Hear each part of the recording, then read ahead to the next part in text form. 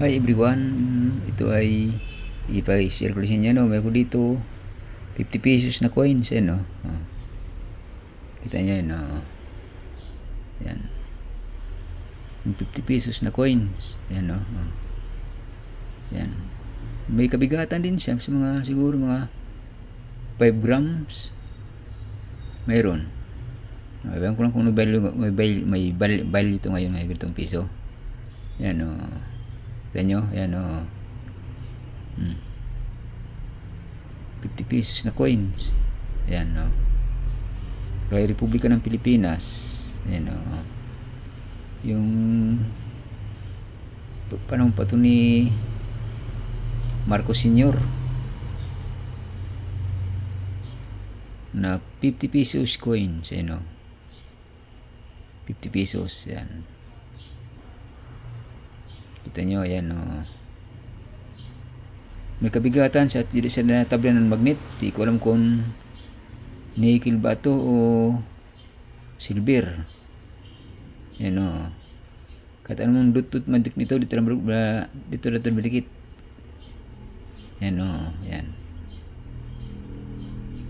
Ayan yung 50 pesos na coins. Medyo may kagandahan dito, 50 pesos na coins. Hindi ko lang alam kung may value to. Ayan ang atin 50 pesos na coins. Kitam, ayan, o. 50 pesos na coins. Ito yung harap niya.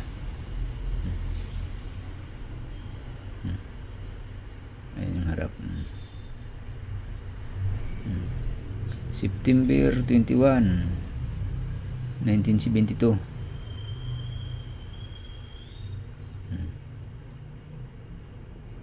Ayan yung 5 piso. Ayan.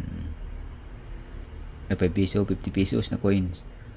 Ang bagong lipunan, ayan nakalagay dyan, no? Ayan. Kita nyo? Ayan yung 50 pesos na coins. Oh, ada, tumunog na. Ito naman yun 25 pesos na coins. Yan, 1975, ayan, o. Emilio Aguinaldo. Kita nyo, ayan, o. Si Emilio Aguinaldo nasa 25 pesos na coins. Buti pa yung mga panahon siguro, mga ganitong 1975. May ano pa, may 25 pesos na coins. Ngayon, wala na, 25 pesos na kahit papel. Talaga 50, 20. Yun ang talaga yung ano niya, yung bill na 20. Walang buo na 25 pesos ngayon. Yan, no? Di katulad nung 1975, mayroon pa pala buo na 25 pesos. Yun nga lang, coins, hindi sa bill. Yan, no? Ayan, no? 25 pesos, kita nyo? Ano ang bagong lipunan, nakalagay din sa likod din, o. Yan, o. 25 pesos na coins 1975. Sa ngayon, wala kang makitang 25 pesos na coins na bago, at saka 25 pesos na bill, o kaya 20 pesos, 25 pesos na coins din, wala talaga makita ngayon. Yan, noon lang to. Ayan, ito nyo, ayan. Distrita ng magnet, kahit anong dikit mo ng magnet yan, dikit yan ng magnet yan. Ayan. Ayan yung mga pira noon. Ewan ko lang kung may mga tao ito, may mga hawak po nito. Ako, meron ka nakita. Ayan. Ba ang ganang tunog. Tapos dito ngayon, meron ko dito coins na bambansa. Di ko alam kung silver gold ba to o paano. Yan, no? Oh. Di ko rin nabasa kung ano basa nito. Kasi basulat to. Yan, no? Oh. Kita nyo, yan, no? Oh. Yan, may tower siya. Nakalito 10, 20. Yan, no? Parang 0-0 dito 10 sa likod. Ito siya yung gitna. Yan o. Ewan ko nung basa nito parang U7N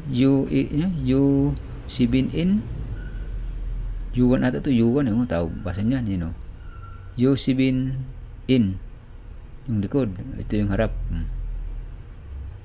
Yung harap, nakita yung harap yan yan, gold yung kulay niya, tapos yung gilid silver, tapos naka antipara yung tao, naka sunglasses, di ko lang alam kung gold ba to siya o ano matawag dyan. Ayun mga kasulat dyan, di natin mabasa yan kasi natin kabisado kung basahin yan. Ayan yung coins, hindi ko rin maintindihan kung anong klaseng coins to. Yan puti yung likod o gilid niya, tapos dito likod at saka harap dilaw. Yan may tower yan parang palasyo. Hindi ko alam kung may value ba to sa atin sa Pilipinas or whatever. Yan, kita nyo yan, wala.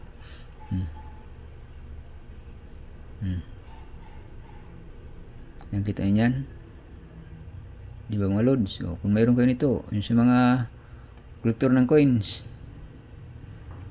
yung ganito, may value ba to? Yan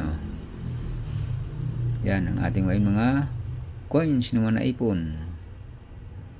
Yan. Thank you for watching.